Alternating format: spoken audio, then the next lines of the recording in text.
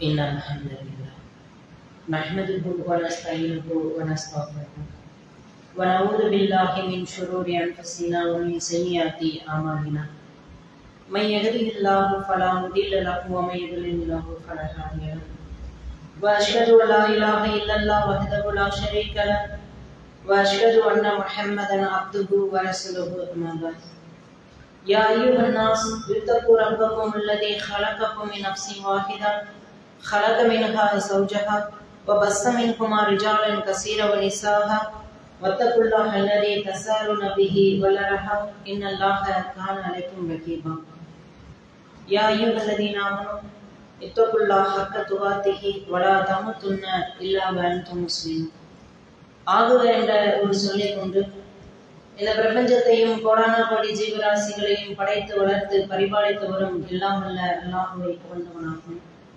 வார்த்தைகளிலே சிறந்தது அல்லாஹ்வுடைய வார்த்தை திருமறை குர்ஆன் என்றும், வழிகாட்டுதலிலே சிறந்தது நபிகள் நாயகம் ஸல்லல்லாஹு அலைஹி வஸல்லம் அவர்களுடைய வழிகாட்டுதலாகும்.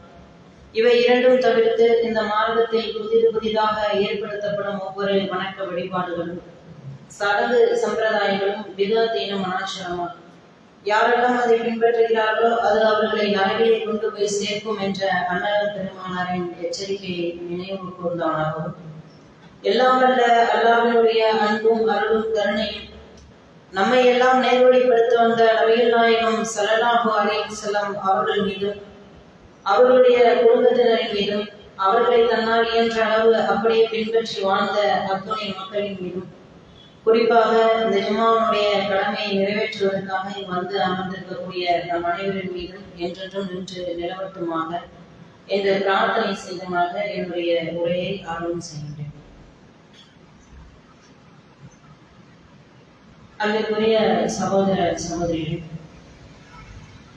இன்றைக்கு ஜும்மாவினுடைய தலைப்பாக எனக்கு தரப்பட்டுள்ளது அல்லாஹ்வின் தூதருடைய சிறப்புகள் என்கின்ற தலைப்பை எனக்கு தரப்பட்டுள்ளது. ஏன் இந்த தலைப்பு தரப்பட்டிருக்கிறது என்று சொன்னால், ஒரு மாத கால பிரச்சாரத்தை நாம் கையில் எடுத்திருக்கின்றோம். என்ன பிரச்சாரம் என்று சொன்னால், நான் நேசிக்கும் முகமது ஸல்லல்லாஹு அலைஹி வஸல்லம் என்கின்ற பிரச்சாரத்தை நாம் கையில் எடுத்திருக்கின்றோம். பிரச்சாரத்தினுடைய நோக்கம் என்னவென்று சொன்னால், முஸ்லிம்கள் ஏன் இந்த முகமது நபி ஸல்லல்லாஹு அலைஹி வஸல்லம் அவர்களை நேசிக்கின்றோம் என்பதை நம்முடைய மக்களுக்கும் பிற மக்களுக்கும் எடுத்து சொல்ல வேண்டும் என்கின்ற நோக்கத்தோடு தான் இந்த பிரச்சாரத்தை நாம் கையில் எடுத்திருக்கின்றோம். இதற்கு என்ன காரணம் என்று சொன்னால், எல்லாருமே கேள்விப்பட்டிருக்கோம். சமீபத்தில் வட மாநிலங்கள்ல நான் அல்லாஹ்வுடைய தூதரை நேசிக்கின்றேன் என்று சொன்னதற்காக பெரிய பிரச்சனைகள் ஏற்படுத்தப்பட்டு, சொன்னவர்களுடைய வீடுகள் எல்லாம் இடிக்கப்பட்டு, சொல்லனா துன்பங்களை எல்லாம் அவர்களுக்கு தரப்பட்டது. இதன் காரணமாக தான் இந்த பிரச்சாரத்தை நம்ம கையில எடுத்திருக்கோம். இது முதல் முறையா அப்படின்னு கேட்டாக்கா இல்ல. இது போன்று பல்வேறு தரப்பட்ட சம்பவங்கள் தொடர்ந்து நடந்திருக்கே. அல்லாஹ்வுடைய தூதரை தரக்குறைவாக விமர்சிப்பது, அவர்களை பற்றி எதுவுமே தெரியாமல் விமர்சிப்பது என்பது போன்ற பல்வேறு தரப்பட்ட விஷயங்களை நமக்கு எதிரானவர்கள் செய்து கொண்டே இருக்கிறார்கள் உலகம் முழுவதும். அப்ப நம்ம என்ன செய்யணும்னா, அவங்களுக்கு தெரியாம தான் செய்யறாங்க. அல்லாஹ்வுடைய தூதரை பற்றி தெரியல, அதை முழுமையாக சரியாக அவங்க யாரு, எப்படி வாழ்ந்திருக்கிறாங்க, அவங்களுடைய ஆன்மீகம் எப்படி இருந்தது, அவர்களுடைய அரசியல் எப்படி இருந்தது, மனிதர்களோடு பழகக்கூடிய விதம் எப்படி இருந்தது, மக்களை எப்படி அவர்கள் பார்த்திருந்தார்கள் என்பதை எல்லாம் படித்து விட்டார்கள் என்று சொன்னால் அவர்களுக்கு இந்த பிரச்சனை முடிஞ்சிடும். ஏன்னா அல்லாஹ்வுடைய தூதருடைய வாழ்க்கை என்பது திறந்த புத்தகம் போல, அதை யார் படித்தாலும் அவருடைய உள்ளம் என்ன செய்யும், மாறி போயிடும். அப்படிதான் அவருடைய வாழ்க்கை இருந்துச்சு. அதை நம்ம கொண்டு போய் சேர்க்காதது நம்முடைய தவறு. எத்தனையோ மாற்று மத மக்கள் இருக்கிறாங்க. எதிரிகளையும் ஈர்க்கக்கூடிய ஒரு பண்பாளராகத்தான், நற்குணம் படைத்தவர்களாகத்தான் அல்லாஹ்வுடைய தூதர் வாழ்ந்து வந்தாங்க. ஏன்னா ஆரம்பத்துல குர்ஆன் இல்ல, நபிகளுடைய வார்த்தைகள் பதிவு செய்யப்படையல. ஆனாலும் அந்த மக்கள் ஏன் ஈர்க்கப்பட்டார்கள் என்று சொன்னால் அவருடைய வாழ்க்கையை வைத்துதான். வாழ்க்கையை பார்த்தாங்க. வாழ்க்கை ஒண்ணு என்று சொல்லி அவருடைய வாழ்க்கை இல்லை. பிற மத தலைவர்களை பார்க்கிறாங்க, நபிகளாரையும் பார்க்கிறாங்க. ரெண்டு பேரையும் ஒப்பிட்டு பார்த்து இவர் மற்றவர்களை போடல, இவருடைய வாழ்க்கை தூய்மையானது என்பதை அறிந்துதான் மக்கள் என்ன செஞ்சாங்க, இஸ்லாத்தை நோக்கி வந்தார்கள். அந்த அளவுக்கு அவருடைய வாழ்க்கை தூய்மையாக இருந்துச்சு. ஆனா நம்ம என்ன செய்யறோம் அப்படின்னா, நபிகளாருடைய சிறப்புகள் என்று சொன்னாலே நம்ம என்ன சொல்றோம் அப்படின்னா, இவங்க இறுதி தூதர், மறுமையில் நம்மளுக்கு சிபாரிசு செய்வாங்க என்று மார்க்கம் ரீதியாக, ஆன்மீக ரீதியாக உள்ள விஷயங்களை மட்டுமே நம்ம எடுத்துட்டு போறோம். அதை ஏற்றுக்கொண்டவங்க தான் அதை ஏற்றுக்கொள்வாங்க. ரசூலா பத்தி தெரியாதவங்க அதை எப்படி ஏற்றுக்கொள்வாங்க? பிற சமுதாய மக்கள் அதை எப்படி ஏற்றுக்கொள்வாங்க? ஏற்றுக்கொள்ள மாட்டாங்க. அப்ப நம்ம எப்படி அவங்கள கொண்டு போய் சேர்க்கணும் அப்படின்னா, ரசூலாவுடைய வேற சிறப்புகள் இருக்கிற அல்லாஹ்வுடைய தூதர் கூட எப்படி அறிமுகப்படுத்தினாங்க, அல்லாஹ்வுடைய தூதர் அப்படி அறிமுகப்படுத்தினாங்க. வேற என்ன சொன்னாங்க? ஆன்மீக சிறப்புகளை பத்தியா சொன்னாங்க. அதெல்லாம் இருக்கு, இல்ல நம்ம சொல்லல, அதெல்லாம் இருக்கு. ஆனால் அல்லாஹ்வுடைய தூதர் அவங்க மட்டும் இருக்கும் பொழுது வழி அவங்களுக்கு வருது, அவங்க நபியா நியமிக்கப்படுறாங்க. நியமிக்கப்படக்கூடிய அந்த காலகட்டத்துல அவங்க மக்களுக்கு எப்படி தான் அறிமுகப்படுத்தினாங்க? அல்லாஹ் எப்படி அறிமுகப்படுத்த சொன்னாங்க? இவ்வளவு ஆண்டு காலம் உங்களுக்கு முன்னாடி நான் வாழ்ந்திருக்கிறேன், என்னுடைய வாழ்க்கையை நீங்க பார்க்கலையா? இப்படி நீ கேளு. அல்லாஹ் தூதருக்கு சொல்றான், இவ்வளவு ஆண்டு காலம் உங்களுக்கு முன்னாடி நான் வாழ்ந்திருக்கிறேன், என்னுடைய வாழ்க்கையை தூய்மையா வச்சிருக்கிறேன், என்னுடைய வாழ்க்கையை பாருங்க அறிமுகப்படுத்துறாங்க. அப்ப அதைத்தான் நம்ம என்ன செய்யணும், பிற சமூக மக்களுக்கு அறிமுகப்படுத்தணும். அல்லாஹ்வுடைய தூதரை நம்ம ஏற்றுக்கிறதுனால, அவரை ஏன் நேசிக்கிறோம்னா, அவங்க நமக்கு வகுத்து கொடுத்த சட்டங்கள், அவருடைய வாழ்க்கை எல்லாமே நம்மளுக்கு பிடிச்சிருக்கு. அதனாலதான் அவங்களை நேசிக்கிறோம். அவர்களை நேசித்து அவர்களை பின்பற்றுவதனால் என்ன கிடைச்சது அதை அவங்கள்ட்ட போய் சொல்லணும்ல.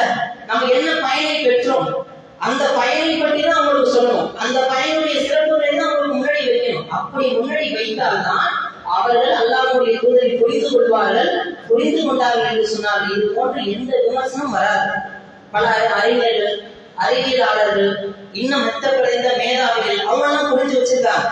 பெர்னாஷா போன்றவங்க சொல்றாங்க, என்ன சொல்றாங்க அப்படின்னா, இன்றைய காலகட்டத்திற்கு நபிகளார் உயிரோடு இருந்திருந்தார்கள் என்று சொன்னால் இன்றைக்கு இருக்கக்கூடிய எல்லா பிரச்சனைக்கும் நிமிடத்தில் தீர்வை கொடுத்து விடுவார்கள் என்பதாக சொல்றாங்க. அதே போல மைக்கேல் நிச்சலா அவர் ஒரு 1000 பேருடைய வரலாற்றை எழுதுறார். எழுதிட்டு 900 பேரை ஃபில்டர் பண்றாரு, 100 பேரை தேர்ந்தெடுக்கிறாரு. அந்த 100 பேர்ல முதலாவது இடத்தை யாருக்கு தர்றாங்கன்னா, நபிகள் நாயகம் ஸல்லல்லாஹு அலைஹி வஸல்லம் அவர்களுக்கு தர்றாங்க. இந்த இடத்தை தரக்கூடிய மைக்கேல் நிச்சலாக்கு யார் என்று சொன்னால் அவர் ஒரு கிறிஸ்தவர். அவர் இயேசுவை பின்பற்றக்கூடியவர். அவர் முதலிடத்தை நபிகளாருக்கு கொடுத்து விட்டு சொல்றாங்க, நான் ஏன் நபிகளாருக்கு இந்த இடத்தை கொடுத்தேன் என்று சொன்னால், இந்த இஸ்லாத்தின் சட்டங்களாக சொல்லப்படுவது அத்துணையும் இந்த நபிகளார் இந்த உலகத்துக்கு வழங்கியது. ஆனால் மற்ற மதங்களிலோ கிறிஸ்துவத்திலோ அப்படி கிடையாது. இயேசுவிடமிருந்து அவர் எந்த சட்டத்தையும் எடுக்கல, அது வேறொரு நபரால் கொடுக்கப்பட்டதை தவிர இயேசுவினால் கொடுக்கப்படல. இந்த முகமது நபியினுடைய கொள்கைகள், சட்டங்கள் அத்துணையும் அவரால் கொடுக்கப்பட்டது. அதனால்தான் அவருக்கு முதலிடத்தை தருகின்றேன். ஏன்னா இன்றைக்கு வரைக்கும் அவருடைய புகைப்படம் கிடையாது, சிலைகள் கிடையாது, எதுவுமே இல்லாம இன்றைக்கு வரைக்கும் 200 கோடிக்கு மேல் அதிகப்பட்ட மக்களால் பின்பற்றக்கூடிய நபர் என்கிறத அவர் என்ன செய்யறாரு, ஆய்வு செய்து சிந்திச்சு முதலிடத்தை தர்றாரு. அப்ப எவ்வளவு ஒரு வாழ்க்கை, எவ்வளவு சிறப்பான ஒரு வாழ்க்கையை அவர் வாழ்ந்திருந்தால் 1000 பேர்ல முதலாவது இடத்தாக வந்திருக்கிறார். அதுவும் யாரால? மத கலாச்சாரத்தை பின்பற்றக்கூடியவரால் முதலாவது இடம் கொடுக்கப்பட்டிருக்கிறார். அவருடைய வாழ்க்கை எப்படி இருக்கும்? அப்ப இதெல்லாம் எப்படி இருந்துச்சுன்னா, அவங்க படிக்கிறாங்க, அல்லாஹ்வுடைய தூதரை பற்றி படிக்கிறாங்க, அவருடைய வரலாறுகளை படிக்கிறாங்க. அப்ப இதை கொண்டு போய் நம்ம சேர்க்க வேண்டும். நமக்கு என்ன கிடைச்சது அப்படிங்கிறத நம்ம சொல்லணும். முதலாவதாக நமக்கு கிடைக்கப்பட்டது என்ன? ஆன்மீகம். இந்த ஆன்மீகத்தாலதான் பல மோசடிகள் இருக்கிறது. அதுல அல்லாஹ்வுடைய தூதர் நமக்கு என்ன தந்தாங்க? பகுத்தறிவை தந்தாங்க, சுயமரியாதையை தந்தாங்க, நம்முடைய சிந்தித்து எதை பின்பற்றக்கூடிய ஒரு மார்க்கத்தை தான் நமக்கு தந்திருக்கிறாங்க. எந்த அளவுக்கு மற்ற மதங்களை பின்பற்றக்கூடிய மகான்களை பத்தி போய் கேளுங்க, ஏன் நீங்க இப்ப ஃபாலோ பண்றீங்க, அவர் இதை செய்ய சொன்னாரு, அதை செய்யணும், அப்படி எதுவுமே சொல்ல மாட்டாங்க. எனக்கு பிடிக்கும், அல்லது ஏதாவது அற்புதம் செஞ்சாரு, அல்லது அவர் சொன்னது நடந்துருச்சு, எனக்கு என்னது நடக்கும்னு சொன்னாரு அது அப்படி நடந்துருச்சு, இப்படி சொல்லுவாங்களே தவிர அவர் தந்த கொள்கை என்ன, அவர் எப்படி வாழ வேண்டும் என்று வகுத்து கொடுத்த சட்டங்கள் எங்கே கேட்டோம்னா இருக்காது. ஒட்டுமொத்தமாக மூல பழக்கத்தின் அத்தனையும் அந்த ஆன்மீகத்தில் இருக்கும். மூலத்து பழக்கத்தால் நம் மக்களை ஏமாற்றி காசு சம்பாதிக்கக்கூடியவர்களாக ஆன்மீக தலைவர்கள் இருப்பார்களே தவிர அல்லாஹ்வுடைய தூதர் போல யாராவது இருக்காங்களா? காட்ட முடியுமா? வரலாற்றுல எந்த மதத்தை பற்றி வேணாலும் எடுத்து பாருங்களேன். இப்படி ஒரு ஆன்மீக தலைவரை காட்ட முடியுமா? காட்ட முடியாது. ஏன்? பகுத்தறிவோடு நமக்கு இந்த மார்க்கத்தை போதித்தார்கள். வணக்கத்திற்குரிய அல்லாஹ்வை தவிர யாருமே கிடையாது, அவன் மட்டும்தான் வணக்கத்திற்குரியவன், அவனை மட்டும்தான் நாம் வணங்க வேண்டும்.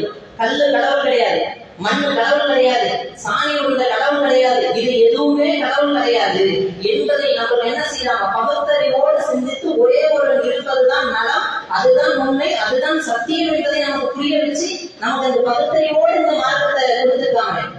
மற்ற மார்க்கங்களை பாருங்க, குறை சொல்வதற்காக நம்ம சொல்லல. ஒரு போட்டோ எடுத்து வச்சிருப்பாங்க, அந்த படத்தை வச்சுட்டு வணங்குவாங்க. அது படம் தானே, அதுக்கு ஏதாவது ஆற்றல் இருக்குதா, உயிர் இருக்கா, சிலைக்கு ஆற்றல் இருக்குதா, உயிர் இருக்குதா, அதை முன்னாடி கொண்டு வந்து வச்சுட்டு அதுக்கு வணங்கியிருப்பாங்க. யார் முதற்கொண்டு என்று சொன்னால் பகுத்தறிவு பேசக்கூடியவர்கள் கூட கடவுளே இல்லை என்று சொல்லக்கூடிய பெரியாருக்கு ஒரு சிலையை வச்சு அவருக்கு மாலை போட்டு என்ன செய்யறாங்க, அங்க நின்று மாலையை போட்டு அவர்களுக்கான சடங்குகள் செய்யக்கூடியதை பார்க்கிறோம். இதெல்லாம் கூடாது என்றுதான் அவர் சொன்னார். அதே போல அன்பை போதிக்கிறவங்க புத்தரை கடவுளாக்கிட்டாங்க. இப்படி எல்லாருமே பெரிய தான் அல்லாஹ்வுடைய தூதரை தவிர. எந்த அளவுக்கு ஸ்ட்ராங்கா நம்ம மார்க்கத்தை சொல்லியிருக்காங்க, பகுத்தறிவோட பால் மக்களை கால்களை விழ வைப்பது, இது போன்ற எண்ணற்ற வேலைகள், அவர்களுக்கு சிலை வைப்பது, இப்படி சொல்லி மக்களுடைய அறியாமையை பயன்படுத்தி கொண்டு மக்களை முட்டாளாக்கி தான் சம்பாதிப்பதில் குறியாகத்தான் பல ஆன்மீக தலைவர்கள் தான். எத்தனை சாமியார்களை பார்க்கிறோம், முற்றும் தொடர்ந்தவங்க இன்னத்துல தொடர்ந்தார் அப்படின்னு பார்த்தோம்னாக்கா அவருடைய வசதி வாய்ப்பு எதுவும் திறந்துருக்க மாட்டாரு. முற்றும் தொடர்ந்தவருக்கு என்ன அர்த்தம்னா, நான் எளிமையான வாழ்க்கையை வாழ போறேன், எனக்கு எதுவுமே வேண்டாம் என்று சொல்வாரு. ஆனா அவருக்கு எத்தனை கோடி சொத்து இருக்கும் பார்த்தா 5000 கோடி இருக்கும். ஒரு தீபம் வாங்கக்கூடிய அளவு காசு வச்சிருப்பாரு. அவ்வளவு ஒரு வெளிநாடுல இருந்து பணம் வந்து குவியும், முற்றும் திறந்தவரும். அப்ப இப்ப பெண்களோட தொடர்பு படுத்தக்கூடியவரா இருப்பாங்க, பெண்களோட உல்லாசம் நினைக்கிறவர்களாக அவங்க இருப்பாங்க. அப்படி அல்லாஹ்வுடைய தூதர் ஒப்பிட்டு பார்த்தோம்னா இது எதுவுமே கிடையாது. ஆன்மீகத்துல பகுத்தறிவோடு இதுதான் இப்படிதான் இருக்கணும் அப்படி என்பதையெல்லாம் தன்னுடைய வாழ்க்கையில் அவர்களும் வாழ்ந்து சுயமரியாதையோடு அதையும் கற்று தந்தாங்க. இப்ப கால்கள் எழுதுறாங்க, அது அரசியல் கட்சி தலைவராக இருந்தாலும் பார்க்கிறோம். 47 வயசு ஒரு தலைவர் இருக்காரு, அவருக்காக போய் 74 வயசு முதியவர் விழுகிறாரு. சுயமரியாதை இருக்கா? ஒரு கட்சிக்காக ஒரு பதவிக்காக அவருடைய காலில் போய் விழுகிறாரு. அப்ப அந்த தலைவர் என்ன செய்யறாரு? பகுத்தறிவு இயக்கம்னு பேசுறாங்க. அதற்கு முன்பதாக வேற ஒரு அமைப்புல இருக்கக்கூடிய ஒரு தலைவர்களாக விழுந்ததுக்கு கடுமையாக விமர்சனம் பண்ணாங்க. ஆனா இவங்களுடைய பகுத்தறிவு இயக்கத்தில் என்ன செய்யறாங்க? அந்த 47 வயது இளைஞர்களுடைய அந்த 47 வயசு உடையவர் கால 74 வயது வயதானவர் விழுகிறார். எந்த சுயமரியாதை இருக்கு? சிந்தனை பண்ணி பாருங்க. அப்ப இது எல்லாம் அல்லாஹ்வுடைய தூதர் நமக்கு என்ன செய்யறாங்க? சரியாக முறையாக நமக்கு பயிற்றுவிக்கிறாங்க. இப்படித்தான் இருக்கணும், நானும் நீங்களும் சமதான். எனக்கு அல்லாஹ்விடத்துல இருந்து தூது செய்தி வருது, அதனால நான் வித்தியாசப்படுறேனே தவிர உணவு உண்பதில் நீ நானும் ஒண்ணு, மற்ற சமத்துவம்ல நீ நானும் ஒண்ணு, நம்ம ஒன்னாதான் இருக்கணும் என்று சொல்லி எந்த விதமான பாகுபாடும் இல்லாமல் மக்களை பாவிச்சார்களே. தனி இருக்கை என்பது அல்லாஹ்வுடைய தூதருக்கு இருந்துச்சா? இன்னைக்கு ஒரு தலைவருக்கு தனி இருக்கு, அவர் நம்மளை போலதான் இருப்பாரு, நம்மளை போலதான் சாப்பிடுவாரு, நம்மளை போலதான் எல்லாமே இருக்கும். ஆனால் அவருக்கு தனி இருக்கு. மக்களோட சாப்பிடுற மாதிரி போட்டோ எடுத்துப்பாங்க, சாப்பாடு இருக்கும், போட்டோ இருக்கும், ஆள் எழுச்சி போயிடுவாரு, சாப்பிட மாட்டாரு. ஆனா அல்லாஹ்வுடைய தூதர் எப்படி வாழ்ந்தாங்க? ஒரு சபையில கூட்டம் வந்துருச்சு, ஒரு சகன் சாப்பாடு வச்சிருக்காங்க, நெருக்கமாக்கிட்டே இருக்கு, இடம் பத்தல. அல்லாஹ்வுடைய தூதர் என்ன செய்யறாங்கன்னா கால்களை எல்லாம் ஒடுக்கி கொண்டு இன்னொருவருக்கு இடம் கொடுக்குறான். இப்படிப்பட்ட தலைவரை பார்க்க முடியுமா? இப்படிப்பட்ட ஆன்மீக தலைவரை, அரசியல் தலைவரை, எந்த தலைவரையாவது இப்படி ஒரு தலைவரை பார்க்க முடியுமா? சிந்தனை பண்ணி பாருங்க. அப்ப எப்படி வாழ்ந்தாங்க? அதனாலதான் அந்த மக்கள் என்ன செஞ்சாங்க? உயிரையே கொடுப்பதற்கு துணிஞ்சாங்க.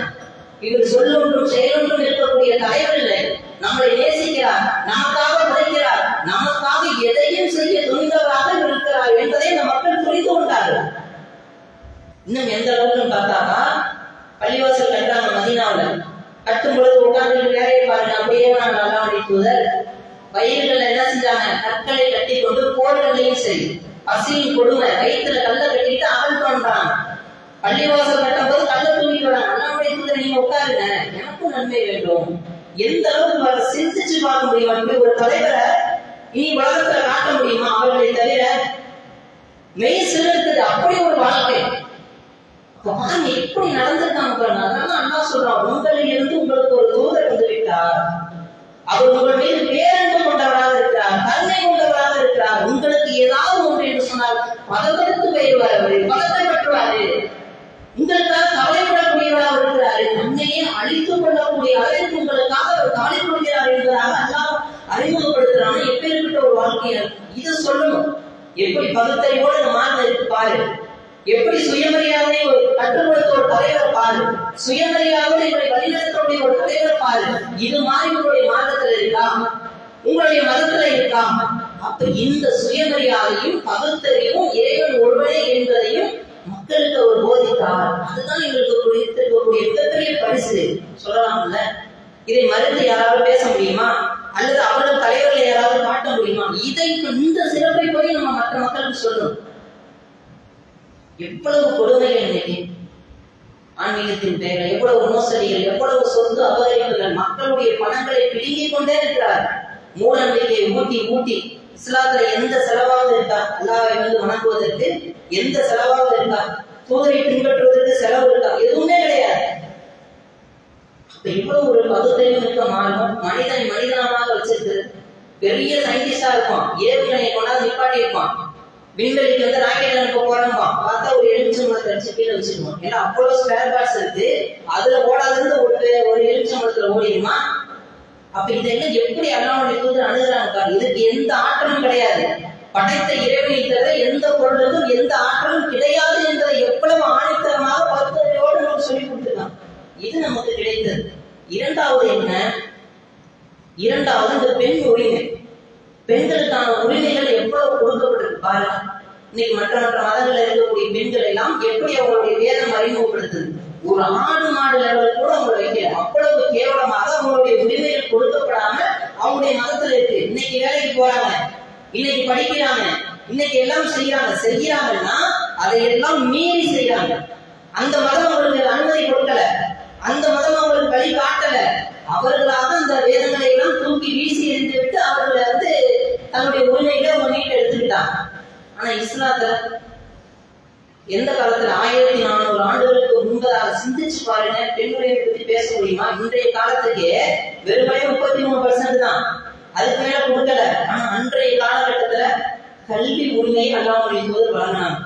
வந்து உரிமையை கேட்டாங்க, அல்லாஹ்வுடைய தூதரே, ஆண்களுக்கே நீங்க எல்லாமே கத்து தர்றீங்க, நாங்களும் இந்த மார்க்கத்தை கத்துக்கணும், எங்களுக்கு ஒரு நாள் ஒதுக்குங்க. எவ்வளவு உரிமையை அல்லாஹ்வுடைய தூதர் கொடுத்திருந்தா வந்து கேட்பாங்க. அவங்க பெண்கள் கேட்க முடியுமா? அதே போல விவாகரத்து சட்டம், குலாவுடைய சட்டம் எவ்வளவு இலகுவாக ஆக்கப்பட்டுச்சு.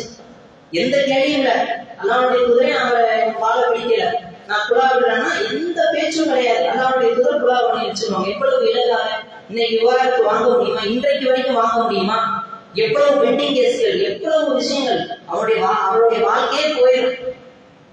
மறுமணம் செய்ய முடியாது, எதுவுமே செய்ய முடியாது. கேசத்தை இழுத்துட்டே போகும். 1 வருஷம் 2 வருஷம் 3 வருஷம் 4 வருஷம் 5 வருஷம் நிம்மதி போயிடும். அலைஞ்சு வக்கீல் கழுது அதனுடைய காசுகள் எல்லாம் செலவழித்து அதிலேயே பாதி மனநோயாளியாக மாறிடுவாங்க. அப்ப எவ்வளவு இலகாக பெண்களுக்கான அந்த குலா சட்டத்தை கொடுத்திருக்கிறது, விவாகரத்து சட்டத்தை கொடுத்திருக்கிறது. பெண்களை திருமணம் செய்வதற்கு அவருடைய அனுமதி வேண்டும், அவருடைய சம்மதம் வேண்டும் என்று சொல்லப்பட்ட ஒரே மார்க்கம் அது இந்த இஸ்லாமிய மார்க்கம். எவ்வளவு பெரிய உரிமைங்க! இன்னைக்கு போராடி பெற்ற உரிமைகளை எல்லாம் எந்த விதமான போராட்டமும் இல்லாமல் இந்த நபிகளார் எவ்வளவு இலகுவாக அந்த பெண்களுக்கு அவருடைய உரிமையை வாங்கி தந்திருக்கிறாங்க. சொத்துக்கள்ல பாருங்க, மற்ற மதங்கள்ல பிள்ளை இல்லாம இருப்பான், அவங்க சகோதரிக்கு சொத்து உண்டு, தாயாருக்கு சொத்து உண்டு, மனைவிமார்களுக்கு சொத்து உண்டு. இதெல்லாம் எங்கேயாவது இருக்கா? எந்த மதத்திலேயாவது இருக்கா சொத்துரிமை? ஒரே ஒரு துர்கா மேட்டரை வச்சுட்டு ஒண்ணுமே கொடுக்கலன்னு சொல்லுவாங்களே தவிர மற்றபடி இந்த இஸ்லாம் கொடுத்திருக்கக்கூடிய உரிமைகளை பற்றி பேசவே மாட்டாங்க. அதே போல அருள்மொழி என்கிற சகோதரி, ஒரு லாயர், வழக்கறிஞர், அவங்க அந்த விவாகரத்து சட்டத்தை பார்த்துட்டு அப்படியே பூரிச்சு போயிறாங்க. இப்படி ஒரு சட்டம் இல்லையே. இந்த சட்டங்களை எல்லாம் ஆய்வு செய்து, குற்றவியல் சட்டங்கள், விவாகரத்து சட்டங்கள், மற்ற சட்டங்களை எல்லாம் பார்த்து அமெரிக்காவுடைய உச்ச நீதிமன்றத்திலே அல்லாஹ்வுடைய தூதருக்கு ஒரு சிலை நிறுவ வேண்டும் என்று விரும்பினார். அந்த சிலையை நிறுவக்கூடாது என்று மிகப்பெரிய போராட்டத்தை என்ன செஞ்சாங்க? நம்முடைய மக்கள் செஞ்சாங்க. ஏன்? அல்லாஹ்வுடைய தூதர் அதை விரும்பல. புகைப்படம் வேணாம், சிலைகள் வேண்டாம். எப்படிப்பட்ட காலகட்டம்! ஒவ்வொரு தலைவருக்கும் சிலை நிறுவனம். தலைவர் பயன்படுத்திய பொருள்களுக்கு இன்னைக்கு சிலை நிறுவனம் இருக்காங்க. கலைஞர் பயன்படுத்திய ஒரு பேனாவை நடுக்கடல்ல ஒரு சிலையா வைக்கணும், அந்த பேனாவுடைய சின்னத்தை வைக்கணும் அப்படின்னு சொல்லி இன்னைக்கு அதற்காக மிகப்பெரிய பொருளாதாரத்தை செலவு செய்யறாங்க. மக்களுடைய பல கடன் இருக்கு, உலக வங்கியிலிருந்து கடன் வாங்கி இருக்கோம். இப்படிப்பட்ட நேரத்துல கூட அந்த தலைவர் பயன்படுத்திய பேனாவை சிலையாக வைக்க வேண்டும் என்று ஒரு அபத்தமான ஒரு நிலைப்பாடு எடுத்துக்கலாம். ஆனா அல்லாஹ்வுடைய தூதர் என்ன செஞ்சாங்க? எனக்கா இழந்து நிக்க வேணாம், காலில் விழ வேணாம், சிலை வெடிக்க வேண்டாம், என்னுடைய படத்தை வரைய வேண்டாம் என்று சொல்லி அதுல என்ன செஞ்சாங்க? கட்டுமை காட்டினாங்க. அதனால இன்னைக்கு வரைக்கும் சிலை இல்ல. எந்த முஸ்லிம்கள் வீட்லயா சிலை இருக்கா? இனி வருமா? வராது. அப்ப அந்த அவர்களுடைய சட்ட அந்த நோக்கத்தை பார்த்து விட்டு அமெரிக்காவினுடைய அந்த உச்ச நீதிமன்றத்துல சிலை வைக்கணும்னா அது முடியாதுன்னா என்ன செஞ்சுட்டாங்கன்னா ஒரு கல்வெட்டை வச்சிருக்காங்க. இவர் சிந்தித்த போது இவருடைய சட்டத்திற்கு நிகராக இந்த உலகத்தில் ஒரு சட்டமே கிடையாது அப்படின்னு அந்த அமெரிக்கா எப்படி இஸ்லாத்துக்கு எதிரான ஒரு நாடு, அந்த நாடு அல்லாஹ்வுடைய தூதருடைய அந்த சட்ட நுணுக்கங்களுக்காக ஒரு கல்வெட்டு வச்சிருக்காங்க. எவ்வளவு பெரிய விஷயம் சிந்திச்சு பாருங்க. அப்ப எவ்வளவு உரிமைகளை வழங்கியிருக்காங்க. இதை போய் அந்த மக்களிடத்திலே சொல்லணும். மூன்றாவது என்ன? அந்த தண்டனை சட்டங்கள். இன்னைக்கு இருக்கக்கூடிய பாலியல் வழக்குகள் பெருகிட்டே இருக்கு, கொலை பெருகிட்டே இருக்கு, அதே போல வன்கொடுமை சட்டங்கள், இப்படி பல சட்டம், வரதட்சணை சட்டங்கள் என்று சொல்லி எதை எடுத்தாலும் சரி பெருகிக் கொண்டே போகிறதை தவிர குறைந்த பாடல். திருட்டு பெருகிட்டே இருக்கு, விதவிதமா திருடுறான். டெக்னாலஜி வளர வளர அவனுடைய திருட்டினுடைய தன்மையும் மாறிக்கிட்டே இருக்கு, நூதனமான திருட்டா இருக்கு. அப்ப இதெல்லாம் தடுக்கக்கூடிய ஒரு சட்டம் இருக்கா? அல்லாஹ்வுடைய தூதர் சொன்ன அந்த சட்டத்தை கொண்டு வந்து இங்க அமல்படுத்தினா யாராவது திருடுவானா? ஒருத்தர் திருடிட்டான், ஒட்டுமொத்த மக்கள் பாக்குற மாதிரி கையை வெட்டிட்டாங்க, வெட்டின பிறகு இன்னொருத்தன் திருட முயற்சி பண்ணுவானா? ஆனா அந்த சட்டம் இல்லை. இன்னைக்கு எப்படி இருக்குன்னா, ஜெயில போனா மாமியார் வீடுங்கிறோம். எப்படி மாமியார் வீட்டுல சோகோகமாக கறி, சிக்கன், மட்டன், முட்டை அப்படின்னு நம்ம சாப்பிடலாமோ அந்த மாதிரி போய் வசதியா இருக்கக்கூடிய ஒரு இடம் என்று சொல்லக்கூடிய அளவில் ஜெயில் மாறி போச்சு. எந்த கவலையும் இல்லை, திருட்டா போய் உள்ள உட்காந்துக்கலாம், மணி அடிச்சா சோறு அப்படிங்கிற மாதிரி சாப்பாடு வந்துட்டே இருக்கு. வாரத்துல ஒரு நாள் படம், எல்லா வசதிகளும் கிடைக்குது, விரும்பிய எல்லா பொருட்களும் கிடைக்குது, நம்ம சுகபோகமாக இருக்கலாம் என்று சொல்லி அந்த தண்டனை பற்றிய வெட்க உணர்வும் எந்த அச்சமும் இல்லாமல் இன்றைக்கு அந்த குற்றவாளிகள் இருப்பதை பார்க்கிறோம். ஆனால் அல்லாஹ்வுடைய தூதர் சொன்ன அந்த சட்டத்தை அமல்படுத்தினா பயப்படுவானா இல்லையா? எத்தனை கற்பனைகள் பொள்ளாச்சியெல்லாம் பார்க்கிறோம். அன்னைக்கு செஞ்சது அண்ணா வெட்டுங்கண்ணா. நம்முடைய தங்கையா இருந்தா எப்படி இருக்கும்? ஒரு 3 நாள் 4 நாள் தூக்கம் வரல, அதோடைய தன்மை எப்படி இருக்கு சிந்திச்சு பாருங்க. அவ்வளவு கொடூரம். அத்தனை பெண்கள் கற்பழிக்கப்பட்டாங்க, 8 வயது சிறுமி கற்பழிக்கப்பட்டிருக்காங்க. இது தொடர்ச்சியாக நடைபெற்றுக் கொண்டே இருக்கின்றது. குற்றவியல் எண்ணிக்கைகளை எடுத்து பார்த்தோம்னா கணக்குல வந்தது ஒண்ணு, கணக்குல வராதது ஏகப்பட்டது இருக்கு. ஆனா இந்த குற்றங்கள் நிறுத்தப்பட்டிருக்காங்க, நிறுத்தப்படல, தொடர்ச்சியாக நடந்தது. காரணம் என்ன? அல்லாஹ் கண்ணுக்கு கண் பல்லுக்கு பல் என்று சொல்லி அந்த சட்டங்களை உடனடியாக நிறைவேற்ற வேண்டும். இஸ்லாமிய சட்டம் என்ன? ஒருத்தன் கொலை பண்ணிட்டானா உடனே கொலை பண்ணணும். அது அரசாங்கம் செய்ய வேண்டும், தனிநபர் செய்யக்கூடாது. அரசாங்கம் அதை விசாரித்து முழுமையாக அந்த வழக்கை விசாரித்து நியாயமான தீர்ப்பை வழங்க வேண்டும். இப்ப இஸ்லாமிய சட்டம் இருந்தா உடனே தண்டனை, உடனே விசாரிக்கணும். இன்னைக்கு என்ன? ஒரு பெரிய அமைச்சரோட, ஒரு கவுன்சிலரோட, ஒரு முதல்வரோட, அவங்களுக்கு சொந்தக்காரங்க இவர்கள் எல்லாம் தவறு செய்துவிட்டால் அந்த கேஸ் என்ன செய்யும்? இழுத்தடிக்கப்பட்டு கொண்டே இருக்கும். பல கேஸ்களை பார்க்கிறோம், இன்னும் தீர்ப்பே இல்லை, முடிவே இல்லை. ஆனா போலீஸ்காரர்களை பற்றி என்ன சொல்லுவாங்க? இவங்க ஸ்காட்லாந்து யார்டுக்கு நிகரான ஒரு போலீஸும் தான், எதையும் இந்திய போலீஸ் கண்டுபிடிச்சிருவோம், அவ்வளவு திறமையானவங்க. ஆனா இந்த கேஸ்கள்லாம் ஏன் மூடி மறைக்கப்பட்டிருக்கு? எல்லாமே அநீதி. வலியவருக்கு ஒரு நீதி, எளியவர்களுக்கு ஒரு நீதி. இதன் காரணமாகத்தான் இன்னமும் பல கொலைகள் நடந்துட்டு இருக்கு, குற்றங்கள் தடுக்கப்படாமல் இருக்குது. ஆனால் அல்லாஹ்வுடைய தூதர் சொல்லக்கூடிய இந்த சட்டங்களை எல்லாம், குற்றவியல் சட்டங்களை எல்லாம் நாம் அமல்படுத்தினோம் என்று சொன்னால் குற்றங்கள் என்ன செய்யும்? பெருமளவு குறைந்து போய்விடும். பிறகு குற்றங்களே இல்லாத நிலை ஏற்படும். ஏன்னா கை பெயருமே, கழுத்து பெயருமே, விபச்சாரத்துக்கு கொண்டுருவாங்க.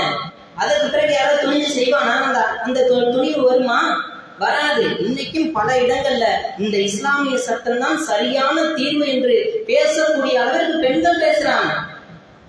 ஏன் இன்னும் கொண்டு வர மாட்டேங்க? அப்படி ஒரு சட்டத்தை கொண்டு வாங்கிறாங்க. அந்த அளவுக்கு அல்லாஹ்வுடைய தூதர் பல்வேறு சட்டங்களை நடைமுறைப்படுத்தி காட்டியிருக்காங்க. இதெல்லாம் அந்த மக்கள்கிட்ட நம்ம என்ன செய்யணும்? கொண்டு போய் சேர்க்கணும். பாருங்க அல்லாஹ்வுடைய தூதருடைய ஆட்சி எப்படி இருந்துச்சு, அவருடைய ஆன்மீகம் எப்படி இருந்துச்சு, குற்றவியல் சட்டம் எப்படி இருந்துச்சு, மனிதர்களை, மக்களை எப்படி நடத்தினாங்க, இதை போய் சொல்லணும். அதே போல மனிதர்களிடத்துல எப்படி நடந்துக்கிட்டாங்க அதையும் சொல்லணும். எதிரிகள் கூட நேசிக்கக்கூடியவர்களா இருந்தாங்க. அதற்கு உதாரணமாக பார்த்தோம்னா, ஒரு வழிப்பறி கொள்ளையராக இருந்த சுமாமா என்கின்ற ஒரு அவர் என்ன செய்யறாங்க, கைது பண்ணி கட்டி போட்டுறாங்க. முதல் நாள் அல்லாஹ்வுடைய தூதர் வர்றாங்க. என்ன சுமாமா, உங்களுடைய நிலை என்ன அப்படிங்கிறாங்க. நீங்கள் என்னை தண்டிப்பதாக இருந்தால் அதுக்கு நான் சரியான ஆளுதான், மன்னித்து விடக்கூடியவர்களாக நீங்க இருந்தீங்கன்னா அதுக்கு நன்றி விசுவாசமாக நான் இருப்பேன் அப்படிங்கிறாங்க.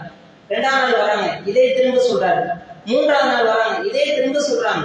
அப்புறம் 3ஆம் நாள் அவுத்து விட்டுறாங்க.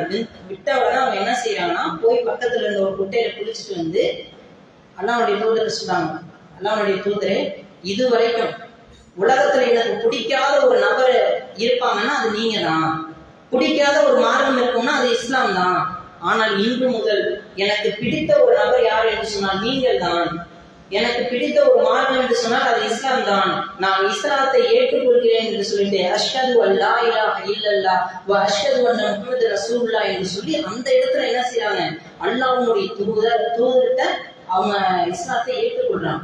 இவ்வளவு பாருங்க, அவர் 3 நாள் பார்க்கிறாரு. 3 நாள் பார்க்கும் பொழுது அல்லாஹ்வுடைய செயல்பாடுகள், தூதருடைய செயல்பாடுகளை பார்க்கிறாங்க. மக்கள்கிட்ட எப்படி நடந்துக்கிறாங்க, எப்படி மக்கள்கிட்ட அன்போடு நடந்துக்கிறாங்க, அவங்க செயல்பாடு என்ன, அவங்களுடைய ஆட்சி என்ன, எல்லாத்தையும் பார்க்கிறாங்க. ஒரு நீதியான ஆட்சியா இருக்கு. எளியவருக்கு ஒரு நீதி இல்லை, வலியவருக்கு ஒரு நீதி இல்லை, எல்லாரும் இலகுவாக போய் அணுகுறாங்க. ஒரு பெண் போய் தைரியமா பேசுறாங்க. அல்லாஹ்வுடைய தூதர் தவறு செஞ்சுட்டா தைரியமா போய் சுட்டி காட்டுறாங்க. அதற்கான உரிமை வழங்கப்பட்டிருக்கு. எல்லாத்தையும் பார்க்கிறாரு. பார்த்துட்டு அவர் இஸ்லாத்தை ஏற்றுக்கிறார். எப்படி அவரை ஈர்த்துட்டு பாருங்க. ஒரு எதிரியை கூட ஈர்க்கக்கூடிய அளவுக்கு ஒரு வாழ்க்கையை வாழ்ந்துட்டாங்க. எப்பேற்பட்ட ஒரு வாழ்க்கை, சிந்தனை பண்ணி பாருங்க. அதே போல கொஞ்சம் முன்னாடி வாங்க, கொஞ்சம் முன்னாடி தள்ளி உட்காரு. நிக்கிறாங்க வெளியில, கொஞ்சம் தள்ளி வாங்க எல்லாரும். அதே போல அல்லாஹ்வுடைய தூதர் ஹுதைபியா உடன்படிக்கை போறாங்க. அந்த வருஷம் அவங்க உம்ரா செய்யல, திரும்ப வந்துடுறாங்க. 3 ஆண்டுகள் கழிச்சு உம்ரா செய்யணும். உம்ராவுக்காக என்ன செய்யறாங்க, போறாங்க. அல்லாஹ்வுடைய தூதர் போகும்பொழுது அங்க என்ன செய்யறாங்கன்னா, அங்க ஒரு காலித் பின் வலீத் ரலியல்லாஹு அன்ஹு அவங்கள கூப்பிட்டு விசாரிக்கிறாங்க. அவங்க இல்ல, அவங்கள பத்தி விசாரிக்கிறாங்க. எங்க காலித் பின் வலீத் நல்லா இருக்காங்களா, அவங்களுக்கு உடல்நிலை எல்லாம் எப்படி இருக்கு அப்படின்னு விசாரிக்கிறாங்க. விசாரிச்சுட்டு வந்துடுறாங்க. காலித் பின் வலீத் ஊருக்கு வர்றாங்க. வந்தோன்னா அவங்க உறவினர் போய் அவங்கள்ட்ட பேசுறாங்க. காலித் பின் வலீத், நீங்க என்ன காணாம போயிட்டீங்க, எங்க போயிருந்தீங்க? இல்ல, இந்த மாதிரி முகமது வரணும்னு சொல்லியிருந்தாங்க, அவர் முகத்தை எனக்கு பார்க்க பிடிக்கல, அவரை போய் சந்திச்சுக்கிட்டு முறைச்சுக்கிட்டு எதுக்கு இந்த தேவையில்லாத வேலை, அதனால நான் வெளியூருக்கு போயிட்டேன், அவங்க போன பிறகு வரலான்னு இப்ப வந்திருக்கேன் அப்படிங்கிறாங்க. அப்ப அவங்க சொல்லுவாங்க, நீங்க இப்படி யோசிக்கிறீங்க, அல்லாஹ்வுடைய தூதர் இருக்காங்க இல்லையா, அவங்க உங்களை பத்தி விசாரிச்சாங்க என்று சொல்றாங்க. சொல்லிட்டு கொஞ்ச நாள் பார்த்தா ஒரு கடிதம் வருது. யாருக்கிட்ட இருந்தா, அல்லாஹ்வுடைய தூதர்கிட்ட இருந்து அந்த கடிதம் வருது. நீங்க எப்படி இருக்கீங்க, நான் உங்களை விசாரிச்சேன், நீங்க ஊர்ல இல்ல, உடல்நிலையெல்லாம் எப்படி இருக்குன்னு விசாரிக்கிறாங்க. யாருக்கிட்ட விசாரிக்கிறாங்க, உஹூது போர்ல பல மக்களை, இஸ்லாமிய மக்களை இழந்ததற்கு காரணமாக இருந்த எதிரி படையினுடைய ஒரு போர்படை தளபதிகிட்ட விசாரிக்கிறாங்க. எவ்வளவு அன்பு பாருங்க. இதை பார்த்த உடனே அவங்களுக்கு என்ன செய்யுது, மனம் இழங்கிருச்சு. அவங்களும் சொல்றாங்க, எனக்கு வெறுப்பான நபரா நீங்க தான் இருந்தீங்க, இன்னையிலிருந்து விருப்பத்துக்குரிய நபராக மாறிட்டீங்க. உங்க பயணம் செஞ்சு மதீனால இஸ்லாத்தை ஏற்றுக்கொள்கிறார்கள் என்று சொன்னால் எப்பேற்பட்ட ஒரு நற்குணம் உடையவராக, எப்பேற்பட்ட சிறப்புடையவர்களாக அல்லாஹ்வுடைய தூதர் இருப்பாங்க. சிந்திச்சு பாருங்க. அப்ப இதையெல்லாம் போய் மக்களிடத்திலே சொல்லி அவருடைய சிறப்புகளை எல்லாம் எடுத்து கூறி நம்ம என்ன செய்யணும், அல்லாஹ்வுடைய தூதருடைய புகழை நம்ம பரப்பணும். அப்படி பாருத்தான் அவங்களுடைய வாழ்க்கையை படிச்சாதான், வரலாறுகளை படிச்சாதான் அவங்க என்ன செய்வாங்க, மனம் மாறும். அவர்களே இஸ்லாத்தை ஏற்பதற்கான பல வாய்ப்புகள் இருக்கிறது. அந்த ஒரு பணியை அனைவருடைய பணியாக எடுத்து செய்ய வேண்டும் என கேட்டுக்கொண்டு என்னுடைய முதல் உரையை நிறைவு செய்யும்.